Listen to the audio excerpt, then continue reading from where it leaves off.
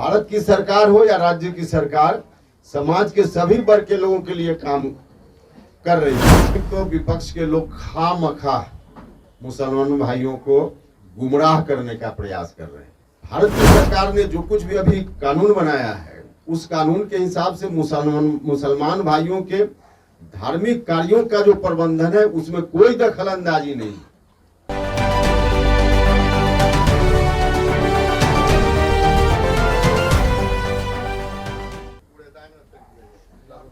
देखिए, एक तो विपक्ष के लोग खामखा मुसलमान भाइयों को गुमराह करने का प्रयास कर रहे हैं, देश को गुमराह करने का प्रयास कर रहे हैं। जिस तरह से लोग प्रचारित कर रहे हैं, उस तरह की बात है नहीं।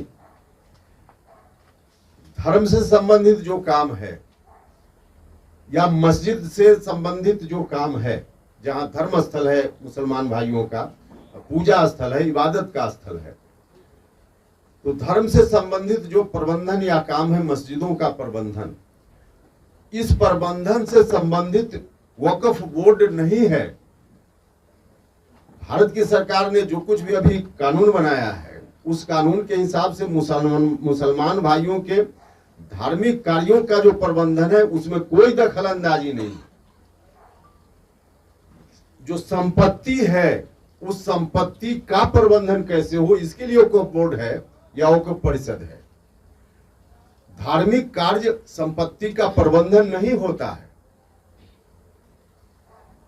तो एक दूसरा कि जो कांग्रेस या विपक्ष के लोग कह रहे हैं, सच्चर कमीशन, किसने बनाया था? सच्चर कमीशन, सच्चर कमीशन कोई एनडीए के लोगों ने नहीं बनाया था।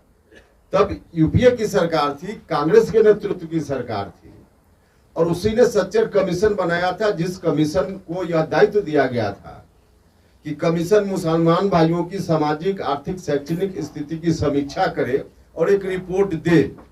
सच्चर कमीशन ने क्या कहा? 2006 में रिपोर्ट आई, तब एनडीए की सरकार नहीं थी। न तो सच्चर कमीशन के गठन के समय एनडीए की सरकार थी, और न जब रिपोर्ट आई तब एनडीए की सरकार थी, इन्हीं लोगों की सरकार थी। सच्चर कमीशन ने क्या कहा? सच्चर कमीशन ने बताया कि आजादी के बाद 1947 में देश आजाद हुआ, तब से लेकर 2006 में रिपोर्ट आ रही थी।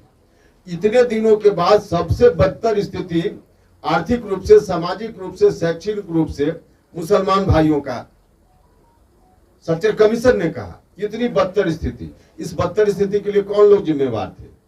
सरकार उनके हाथ में, केंद्र से लेकर राज्यों में, अधिकांश राज्यों में। तो जिम्मेवारी कौन लोग थे? सच्चर कमीशन ने तो आंख खोलकर रख दिया। और उसी सच्चर कमीशन ने कहा यह जो संपत्ति के प्रबंधन के लिए वक्फ बोर्ड है, वक्फ परिषद है, इसमें बड़े पैमाने पर गड़बड़ी है। उसने कहा कि भ्रष्टाचार इसमें है। उसने कहा कि कुछ लोग जो दान देते हैं धार्मिक कार्यों के लिए, वहां दान दिया जाता है, वहां अनाथालय खोलने के लिए दान दिया जाता है, बच्चों के लिए स्कूल खुले इसके लिए दान दिया जाता है, अस्पताल खुले इसके लिए दान दिया जाता है। जो मुसलमान भाई, जिसमें बड़ी आबादी है गरीब लोगों की, उनके कल्याण के काम में यह दान दिया हुआ धन काम आए। लेकिन जो लोगों ने दान दिया था, वह दान गरीब लोगों के हित में कम उपयोग उसका हो रहा है, उसका उपयोग लोग निजी हित में कर रहे हैं। बड़े पैमाने पर कई लोगों ने अतिक्रमण खुद ही कर रखा है। तो अतिक्रमण कर लिया, भ्रष्टाचार है, उसमें काम करने में बिल्कुल पारदर्शिता नहीं है, यह सच्चर कमीशन ने कहा था। तो क्या सरकार आंख बंद करके इस चीजों को देखते रहे? यही सरकार की भूमिका है, जिसकी भी सरकार रहे। सरकार आंख बंद करके देखते रहती कि भ्रष्टाचार हो रहा है तो होने दीजिए।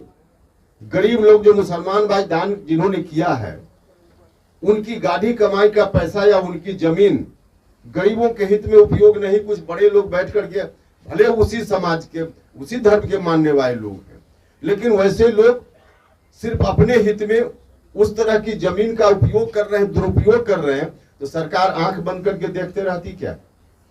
सरकार ने जो कुछ भी किया है, मुसलमान भाइयों की जो बड़ी आबादी है, जो पसमानदा समाज के लोग हैं, अभी जो बना कानून उसमें पसमानदा समाज के लोग भी अब वक्फ बोर्ड में बन पाएंगे, उनके लिए स्थान सुरक्षित किया गया है, महिलाओं के लिए स्थान सुरक्षित किया गया है। और भी मुसलमान भाइयों के अंदर भी जो सामाजिक रूप से थोड़ा पीछे है, उनका अलग है, उनके बीच का भी प्रतिनिधि अब होगा। पहले इन लोगों ने कोई प्रतिनिधि इन लोगों को नहीं दिया था। तो भले 2-4% मुसलमान भाइयों को गुमराह कर ले ये लोग, हालांकि उनका भी नुकसान नहीं इस एक्ट से, लेकिन गुमराह करने में भी कांग्रेस के लोग, आरजेडी के लोग 2-4% मुसलमान भाइयों को गुमराह करने में भले सफल हो जाएं, 90%, 95% जो मुसलमान भाई हैं उनके हित का यह कानून है, इसलिए उनको गुमराह नहीं कर पाएंगे। तो सिर्फ वोट के लिए, वोट बैंक के लिए आरजेडी के लोग इस तरह की बात कर रहे हैं, मुसलमानों के हित से उनको कोई लेना देना नहीं। अरे भैया, हमने कहा ना कि उनका वोट बैंक जो मुसलमान वाला है, जिसको आज तक दिया क्या है इन लोगों ने मुसलमान भाइयों को? सिर्फ यही कि आप वोट देते रहिए, किसी का भय दिखा करके वोट हमको चाहिए।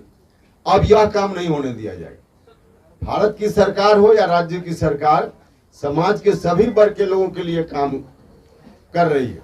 और जो आप कह रहे हैं पिछड़ा समाज की बात, मंडल कमीशन की बात जो कर रहे हैं, तो नीतीश कुमार जी के मुख्यमंत्री काल में मुख्यमंत्री रहते हुए जातीय जनगणना हुई है, जिसमें बिहार के सभी दल, राजनीतिक दल के लोगों ने सहयोग किया है।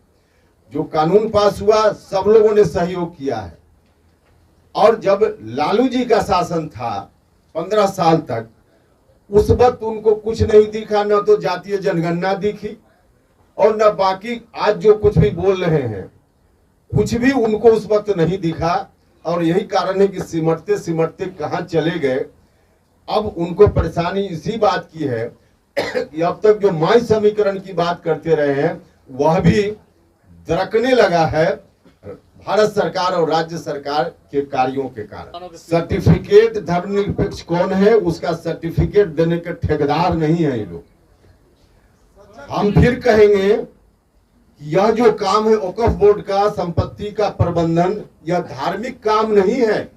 मंदिर के मस्जिद के प्रबंधन में कोई कानून सरकार ने नहीं बना दिया कि अब कोई नई व्यवस्था आ गई।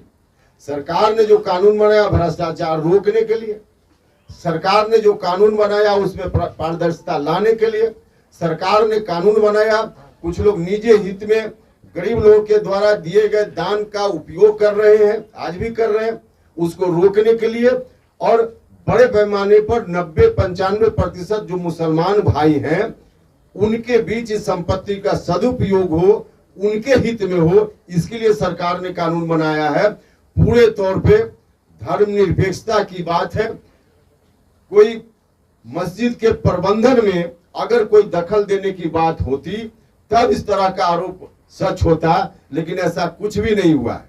तेजस्वी यादव सुप्रीम कोर्ट चले गए हैं इसके खिलाफ, सुप्रीम कोर्ट चले गए हैं तेजस्वी यादव, इतना दिन से पेंडिंग में है। अब एक साथ कितनी बातों के लिए होने तो दीजिए। पहले एक काम सच्चर कमीशन के हिसाब से सरकार ने शुरू किया है, इसी पर कलेजा इन लोगों का फट रहा है। देखिए, कलेजा इन लोगों का फट रहा है इसलिए कि वोट बैंक इनका अब खिसक जाएगा। ये जो मुसलमान भाइयों को गुमराह करके वोट बैंक समझते रहे हैं, अब इनका वोट बैंक वहां भी नहीं रहने वाला है। तो कलेजा इनका फटना शुरू हो गया है। अब एक ही बार आप जो कह रहे सब कुछ हो जाए तो अब कलेजा कहाँ चला जाएगा, तो थोड़ा